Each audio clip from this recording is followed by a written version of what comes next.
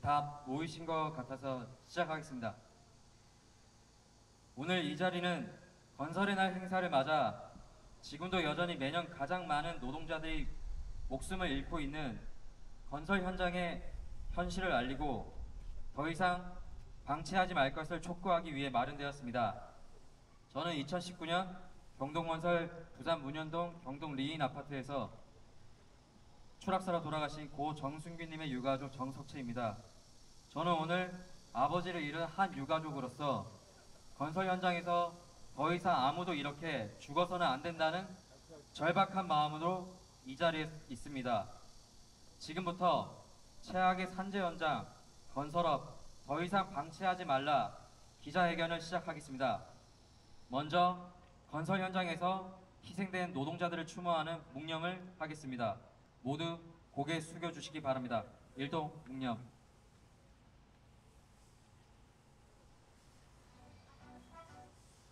묵념 바로. 이어서 종교인 분들의 말씀을 듣겠습니다. 추모와 위로 그리고 정부와 기업, 사회에 전하는 메시지입니다. 먼저 성공의 정의평화사재단 정책국장이신 김영균 신부님 말씀을 부탁드립니다. 안녕하세요. 대한성공회 서울교구 김영균 프란시스 사제입니다. 우리는 지금 너무나 화려한 건물들 속에 서 있습니다. 이 건물들은 우리가 상상할 수도 없는 돈으로 거래됩니다. 그러나 어느 건물도 사람보다 더 귀할 수는 없습니다. 우리는 지난 세월 이 건물들을 짓는 동안 너무나 많은 희생들을 겪어왔습니다. 지금 이 순간에도 많은 건설 노동자들이 수많은 위험에 노출되어 현장에서 일하고 있습니다. 더 이상 이러한 죽음의 잔치는 멈춰져야 됩니다. 우리는 건설의 날을 기념하기 전에 그 과정에서 돌아가신 장애를 입으신 당사자들 가족들과 함께 그의 희생들을 기르는 일들을 해야 합니다.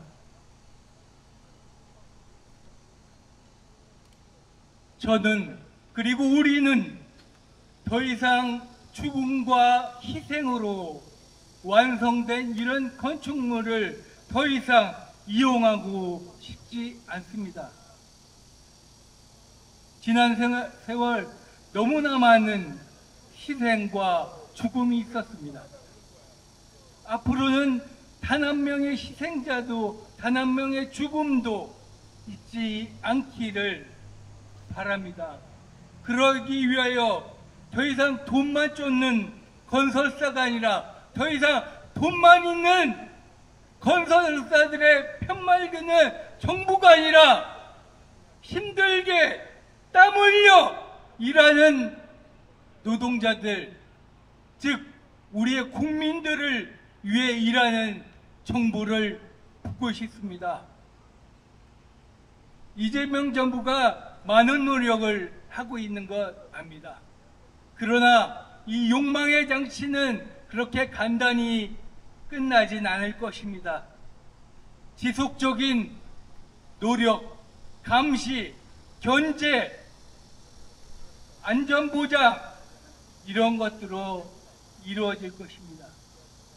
우리 성직자들은 기도뿐만 아니라 노동자들과 함께 이 자리에서 노력하겠습니다. 감사합니다.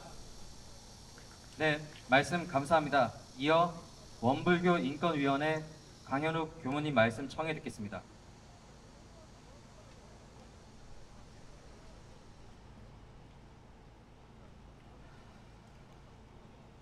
먼저 건설 현장에서 집으로 돌아오지 못하고 목숨을 잃으신 모든 노동자분들의 완전한 해탈 천도를 염원하고 유가족들에게 위로를 보냅니다. 이재명 대통령은 취임 이후 산재는 미필적 고의에 의한 살인이라고 단언하였고 산재 사망 사고를 대통령에게 직접 보고하라고 지시하였습니다.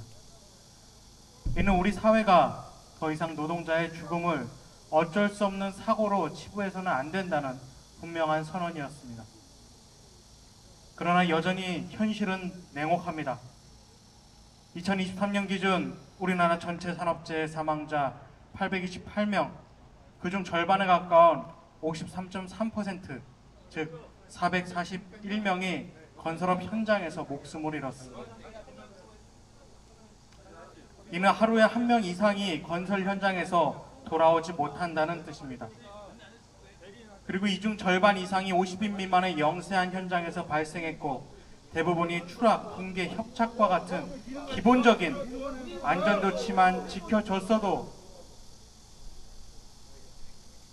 막을 수 있었던 사고들이었습니다. 예를 들어 지난해 아파트 공사 현장에서 한 노동자가 안전난간 없이 설치된 고층 빌딩 판에서 추락해 숨졌습니다. 또 다른 현장에서는 중량 철골이 와이어에서 이탈되어 노동자를 덮쳐 3명이 한꺼번에 목숨을 잃었습니다.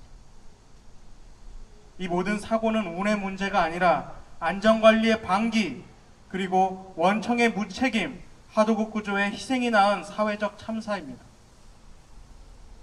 그럼에도 오늘 건설의 날 공식 기념식에서 이 수백 명의 사망자에 대한 묵념조차 없다는 사실은 우리 모두의 양심을 무겁게 짓누릅니다.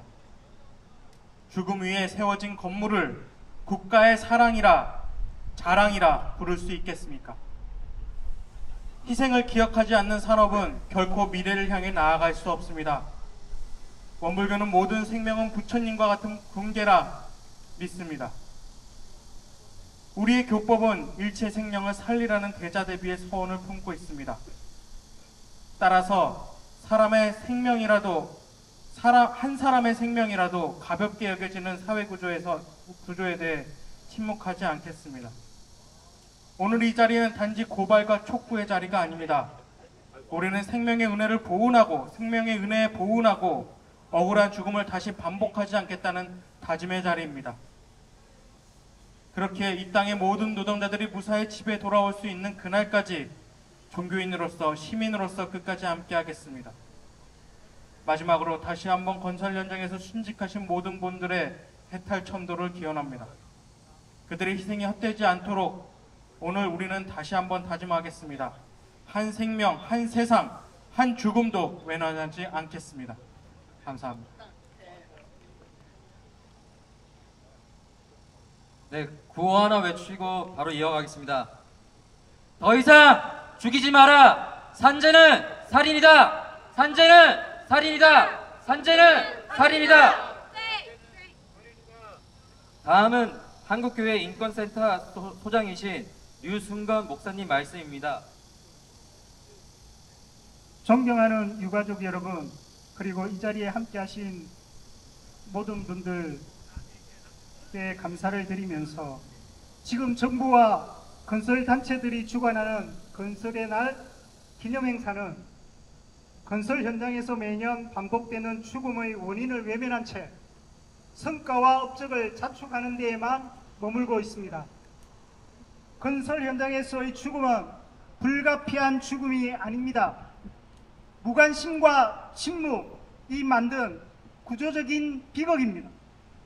죽음을 반복시키는 구조를 바꾸지 않는 이상 비극적인 죽음은 멈추지 않을 것입니다.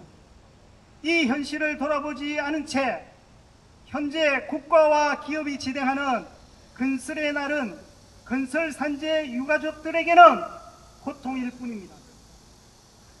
건설업은 여전히 가장 많은 노동자가 사망하는 사업입니다.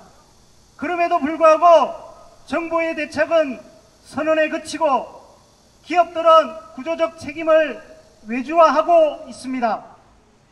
기초적인 안전조치조차 지켜지지 않는 현장, 책임이 누구에게도 기속되지 않는 구조 속에서 노동자들은 일터에서 퇴근하지 못하고 생을 마감하고 있습니다.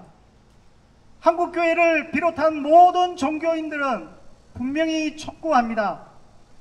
우리는 오늘 반복되는 죽음의 책임을 묻고 그 책임이 제도와 구조의 변화로 이어지기를 요구하기 위해 모였습니다.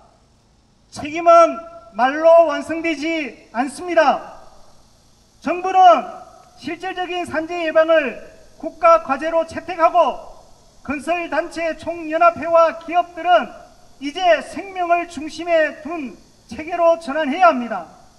지금 필요한 것은 또 다른 누군가가 생명을 잃지 않도록 하는 구체적인 변화입니다. 우리는 고통을 외면하지 않겠습니다. 고통이 반복되는 자리에서 침묵하지 않고 함께 외치겠습니다. 하나님의 형상대로 지음받은 모든 노동자가 사람답게 자신의 노동을 존중받으며 안전하게 일할 수 있는 환경이 되기를, 이윤이 아닌 생명을 중심에 두는 사회로 향하는 전환점이 되기를 진심으로 바라며 함께 하겠습니다. 감사합니다.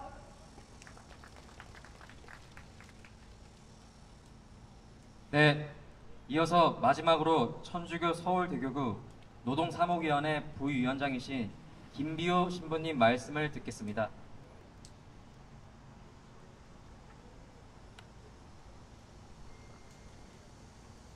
언어는 사고를 담아내는 공간이라고 합니다. 그 공간은 자신에게 다다르는 모든 이에게 개방됩니다. 그렇게 열려있는 언어의 공간에 들어오게 된 이들은 그에 담겨있는 사고의 영향을 받아 행동하게 됩니다. 가령 어린이날이라고 하는 말을 보면 거기에는 어린이에 대한 마음이 담겨있게 되고, 그 언어의 공간에 들어서게 되는 우리들은 어린이를 위하는 마음을 행동으로 구체화시킵니다.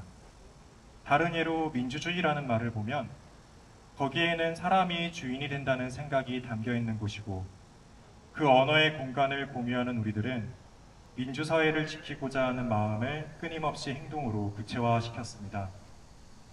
이제 건설이라는 말을 생각해 봅니다. 이 말에는 이미 은간이 담겨 있습니다. 그것은 필연적으로 우리네 삶을 반영하며 공동체를 형성하는 공간입니다. 이는 곧 건설이 이루는 공간은 지배와 배제의 경제 논리가 아닌 모든 이들의 따스한 삶이 자리하는 공간이어야 한다는 이야기가 됩니다. 때문에 우리는 건설의 참된 의미를 위협하는 우리 사회의 병폐 앞에서 모든 건설 노동자의 안전과 생명을 소리 높여 말하지 않을 수가 없습니다. 경제적 성과와 설계적 아름다움만으로는 충분하지 않습니다. 사람이 없으면 경제도, 기업도, 노동 공동체도 존재할 수 없음을 먼저 기억해야 합니다. 우리 사회가 일터의 안전을, 노동자의 존엄을 더욱 챙기면 챙길수록 노동이 이루어내는 결실은 그 아름다움의 깊이를 더욱 더하게 될 것입니다. 차가운 돈을 쌓는 것이 아닌 따스한 삶을 짓는 것이 바로 건설의 참된 의미일 겁니다. 정부와 기업 그리고 노동자 모두가 생명과 안전을 품는 건설에 함께 힘쓰길 마음 모아 기도드립니다. 그리고 끝으로 이 자리에 선한 마음의 연대를 이루고 있는 이 모든 분들을 위해서 또한 기도 중에 기억하겠습니다.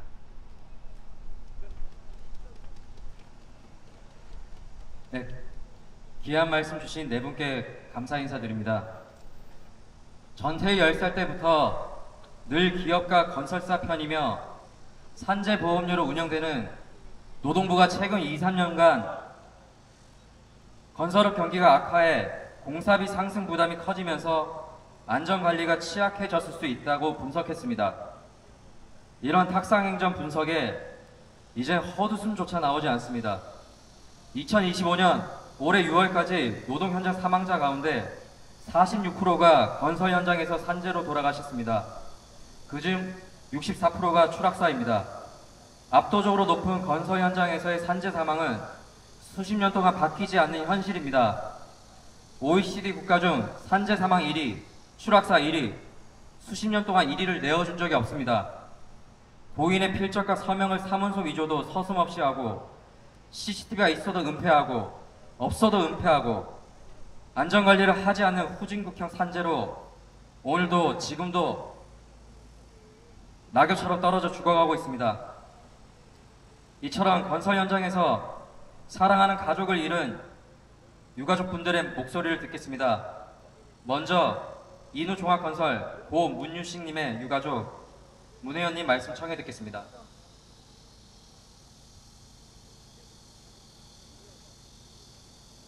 안녕하세요. 저는 인우종합건설 고 문유식님의 자녀 문혜연입니다. 제 아버지는 지난해 1월 서울 마포구의 한 공사 현장에서 이장 작업 중 추락하셨습니다. 안전모도 하나 지급받지 못하고 추락을 막을 난간도 없었습니다. 그렇게 저희 아버지는 너무도 허망하게 세상을 떠나셨습니다. 그러나 그 후 회사는 단 한 번의 진심 어린 사과도 없었고 사고의 원인을 한파 탓으로 돌렸습니다. 사랑하는 아버지를 잃고도 남겨진 가족이 마주한 현실이 바로 이것입니다.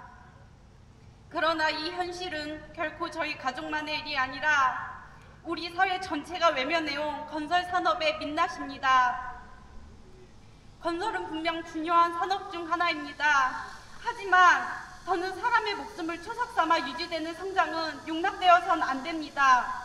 시대가 바뀌었고 이제는 생명과 안전이 존중받아야 할 때입니다. 그래야 진정한 산업의 성장도 국민의 신뢰도 따라올 수 있습니다. 오늘 열리는 건설의 날 행사는 산업의 발전을 기념하고 미래를 이야기하는 자리라고 합니다. 그러나 저는 분명히 말하고 싶습니다. 건설의 날 행사는 단지 산업을 축하하는 자리가 아니라 그 이면에 존재하는 수많은 죽음을 기억하고 반복되지 않도록 실질적인 대책을 다짐하는 자리가 되어야 합니다. 생명과 안전이 우선되는 산업, 사람을 잃지 않아도 되는 현장, 그것이야말로 건설산업이 추구해야 할 미래입니다. 국토교통부와 건설업계에 요구합니다. 유가족의 외침을 불편한 소음으로 취급하지 마십시오. 반복되는 죽음을 외면하고 변하지 않는다면 그 어떤 산업의 미래도 없습니다. 유가족들은 계속해서 거리로 나올 것이고 그 외침은 점점 더 많은 이들의 마음을 움직일 것입니다. 사람을 잃은 자리에서 축하하지 마십시오. 여기 세워진 숱한 건물 아래 노동자의 죽음이 있습니다. 기억하십시오. 대책을 마련하십시오. 이것이 지금 요구되는 건설산업의 미래이자 책임이며 사회가 반드시 감당해야 할 몫입니다.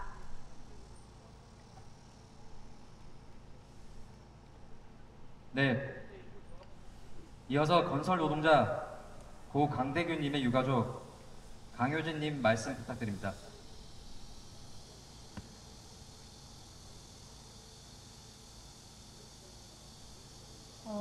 저희 아버지는 2024년 4월 18일 경북에 있는 건설 현장에서 약 13m 높이에서 작업을 하셨고 아무런 안전장치도 설치되지 않은 곳에서 작업하시다가 추락하셔 돌아가셨습니다. 바로 시작하겠습니다. 미필적 고의에 의한 살인 아닙니까? 건설의 날 행사에 참여한 사업주들과 관련 정부 인사들의 대답을 듣고 싶습니다. 아니라고 자신 있게 답할 수 있는 이가 몇이나 있을지 의문이 들고 대답이 무척이나 궁금합니다. 사망사고가 발생해도 낮은 처벌 수위로 집행유예만 내려지던 지난 날들 속에서 안일하진 않으셨습니까? 정부의 강력한 규제와 징벌적 조치 예고가 내려져 기업의 존폐가 코앞에 닥친 지금에서야 이제껏 뒷전이던 노동자의 안전에 주의를 기울이고 있다고 보여주기식 행보를 하고 있진 않으십니까? 빠져나갈 방법과 살아남을 방법을 모색 중이진 않은지 처벌이 과하다고 불평하고 계시진 않으신가요? 죽는 소리 마십시오. 당신들이 생명보다 이익을 우선으로 여기고 노동자의 안전을 뒷전으로 밀어뒀기 때문에 수많은 노동자들이 떨어지고 끼이고 깔리는 그 순간에 살아남을 살아남을 방법을 모색할 틈도 없이 죽어나갔습니다. 다 같이 죽자는 법이라며 과하다고 불평하지 마십시오. 당신들이 가장 기본적인 안전모와 안전대 지급은커녕 아무런 안전사고 예방도 되어 있지 않은 위험한 현장에 노동자들을 내몰아도 그들은 일자리를 잃을까 불평조차 할 수 없었습니다. 법이 모호해서 지킬 수 없었습니까? 예상할 수 없어서 예방할 수 없었고 피치 못한 사고였습니까? 고용노동부에서 배포하는 자료들을 조금만 찾아봐도 유사한 사고들의 연속이며 기본적인 안전조치도 이루어지지 않아 발생한 사고들이 수십, 수백 건인 것을 찾아볼 수 있습니다. 또한 중대재해 발생 알림 한 켠만 보아도 예방 대책을 충분히 누구든지 알 수 있습니다. 그럼에도 정말 알 수 없어 예방하지 못했습니까? 사고가 발생하면 사과 한마디는커녕 발생 원인이 노동자에 있다며 노동자 탓을 하는 사업주들이 참 많습니다. 근데 처벌 불안서를 받아내기 위해선 혈안이 되곤 합니다. 모순이라는 말이 참 잘 어울리는 것 같습니다. 잘못이 없는데 뭐가 그리 두려우신가요? 노동자 탓하지 마십시오. 기업이 한 분야에 자리매김하기까지 모든 과정 속에 노동자들이 있었습니다. 기념하고 축하하지 마십시오. 국가 경제 발전과 대한민국의 건설이 발전하기까지 그 모든 날들 속에 굳은 날씨와 위험한 환경에서도 묵묵히 일하고 목숨까지 잃은 수많은 건설 노동자가 있었음을 기억하십시오. 세계 건설 강국이라 말하지 마십시오. 세계 건설 강국이라 말하는 그 단어 뒤에 숨어있는 산재공화국이라는 오명과 불법 하도급 그리고 구조적 문제를 그저 눈 감고 남 탓하고 외면한다고 해서 절대 없는 일이 될 수 없습니다. 바로 보십시오. 건설 산업의 활력을 되찾는 일에 앞서 노동자의 생명과 안전이 절대적으로 우선돼야 함을 잊지 말고 맡은 자리에 책임과 최선을 다해 노동자의 안전을 지켜내고 퇴근하지 못하는 이가 생기지 않는 때 그때 세계 건설 강국이라 말하십시오.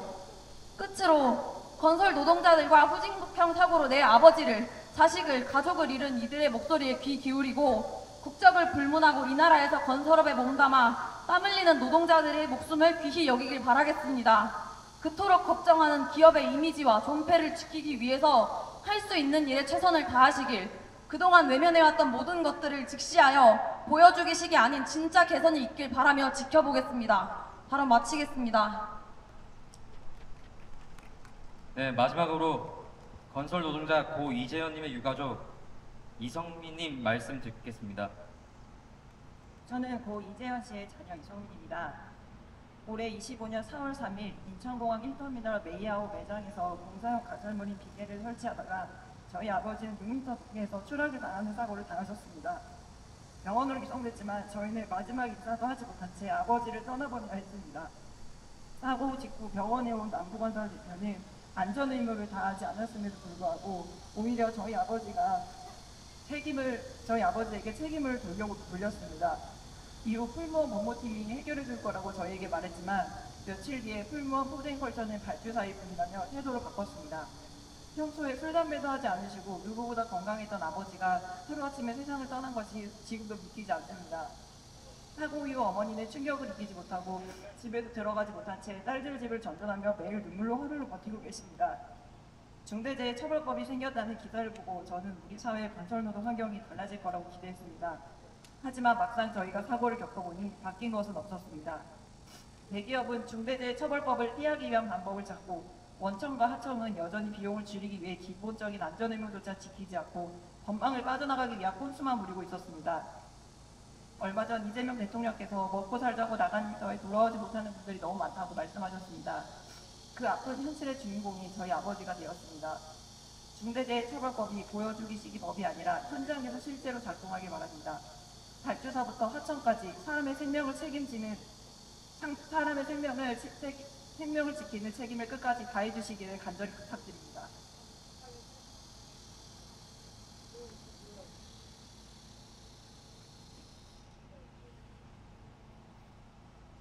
네, 어려운 말씀 들려주신 유가족분들께 깊이 감사드립니다. 저는 6년 동안 싸움에서 아버지가 왜 죽었는지, 왜 책임자들은 제대로 처벌받지 않는지, 왜 언론은 침묵하는지 싸우면서 알게 됐습니다. 이건 우리가 먼저 겪었을 뿐이지 우리 가족만의 일이 아니라 누군가의 가족에게도 일어날 수 있는 일이라는 걸 말입니다. 경동건설 같은 하나의 건설사만이 문제가 아닙니다.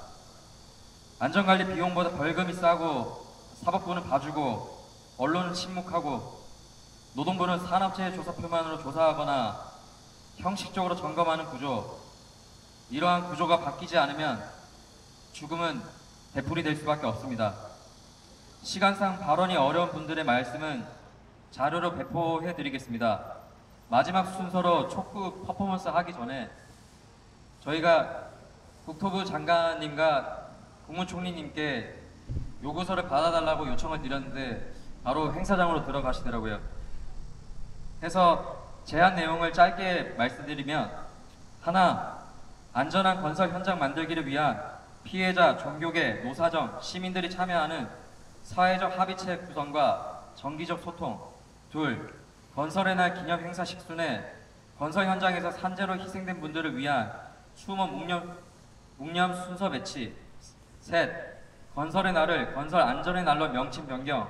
넷, 건설 현장의 산재 사고를 실질적으로 근절하기 위한 대책 마련과 지속적 시행.